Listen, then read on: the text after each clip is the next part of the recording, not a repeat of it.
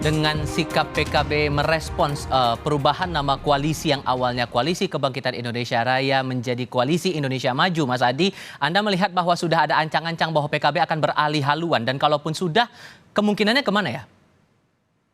Ya, Mas Tipal, sebenarnya sejak semalam itu perdebatannya bukan lagi PKB akan hengkang atau tidak dari kubu koalisi Prabowo Subianto, tapi memang informasinya di kalangan media, di kalangan aktivis, pekerja kerja politik, itu sudah agak mulai maju, bahwa sudah ada kesepakatan politik antara Nasdem dan PKB, dan memang ini tidak diekspos ya ke publik ya, soal bagaimana keduanya ini sangat mungkin akan berkoalisi di 2024. Bahkan yang menurut saya infonya sangat tepat itu, bahwa akan segera diumumkan koalisi antara Nasdem dan PKB, koalisi antara Anies Baswedan dan Gus Muhaimin dalam hitungan beberapa hari ke depan. Dan itu Termasuk menjadi kunjungan Pak Anies Baswedan ke Jombang itu sudah menguatkan sinyal itu? itu bagian dari salah satu tanda alam saja sebenarnya. Tapi kalau per hari ini sekalipun perdebatan-perdebatan di kalangan media itu memang setengah percaya ataupun separuhnya juga percaya terkait dengan informasi yang begitu cepat soal kemungkinan Anies Baswedan dan Cak Muhaimin itu akan bergandengan berkoalisi di 2024. Jadi bagi saya perdebatannya bukan lagi 11-12, tapi kapan kira-kira ya Anies Baswedan dan Gus Muhaimin akan segera diumumkan oleh Nasdem dan PKB sebagai pasangan calon di 2024. Nah, ini yang kita tunggu sebenarnya ke depan. Oke. Kalau masih bicara tentang apakah PKB 11-12, apakah akan hengkang ke poros mana, saya kira itu perdebatan 2 bulan yang lalu. Nah, ke depan kita Oke. tinggal tunggu kapan ini Gus Saiful untuk mengumumkan duet antara Anies Baswedan dan Gus Muhaimin. Udah itu aja Oke. jalan ceritanya.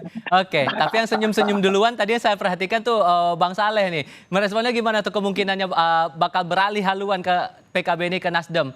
Menguntungkan posisi PAN?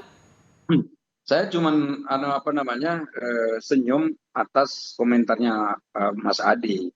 Mas Adi ini memang agak sedikit lebih maju lah dari kita dalam menafsirkan fenomena politik yang belakangan terjadi. Tetapi kami di Koalisi Indonesia Maju atau di 4 partai dan ditambah PBB ini merasa bahwa kita masih solid lah, insya Allah ya, karena memang niatnya baik.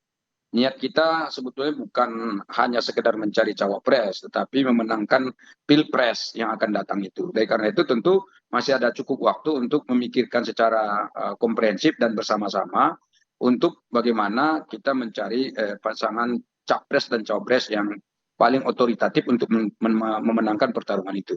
Nah, kalau misalnya ada tafsir-tafsir seperti itu, ya tentu kami di koalisi ini, terutama kami dari Partai Amanat Nasional, merasa bahwa Muhaimin Iskandar atau Caimin itu adalah orang yang sangat komitmen dengan apa yang sudah disepakati bersama. Dan karena itu kami merasa bahwa kebersamaan kami dengan PKB ini akan berlanjut, dan insya Allah perjuangan yang akan kami lakukan ini akan menghasilkan hasil yang terbaik, bukan hanya untuk seluruh anggota koalisi ini dari partai-partai yang ada, Tapi tetapi untuk bukankah ini akan menguntungkan posisi Partai Amanat Nasional juga yang mengusung nama Pak Erick Thohir untuk maju sebagai bakal cawapres pasangannya Pak Prabowo?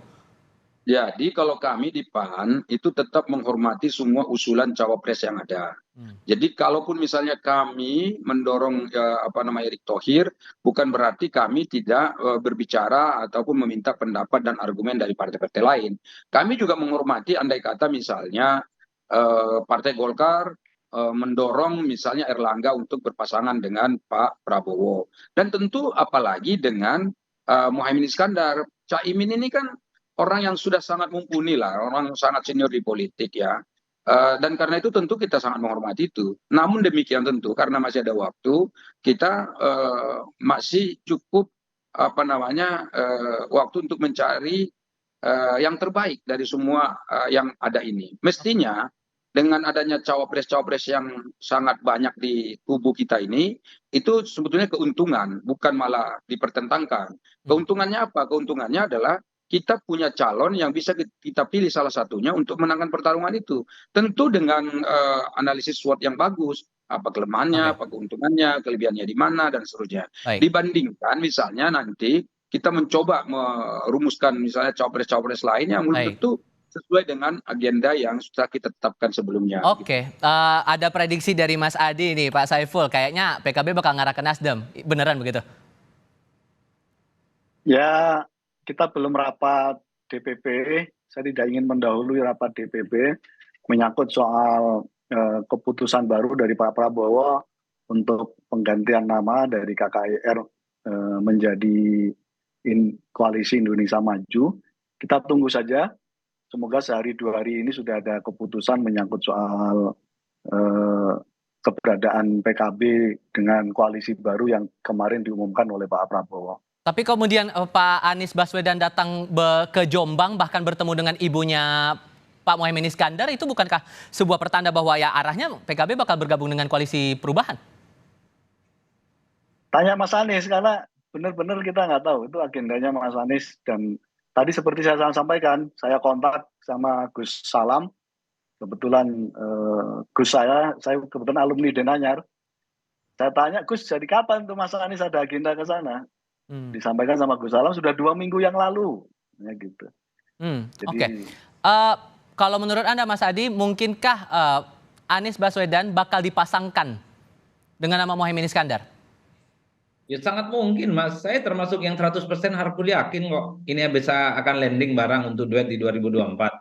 Karena satu-satunya yang paling mungkin bisa menerima Gus Muhaimin dengan portofolio politiknya saat ini, dan bagi saya ini ketemu jodohnya ya Nasdem dan Anies Baswedan, maka tinggal menunggu waktu kapan akan segera diumumkan. Kan kita tahu sejak awal bahwa Nasdem itu menginginkan cawapres dari kalangan Nahdliyin, bahwa Viva kelihatan relatif menolak misalnya. Ya ini relatif menolak.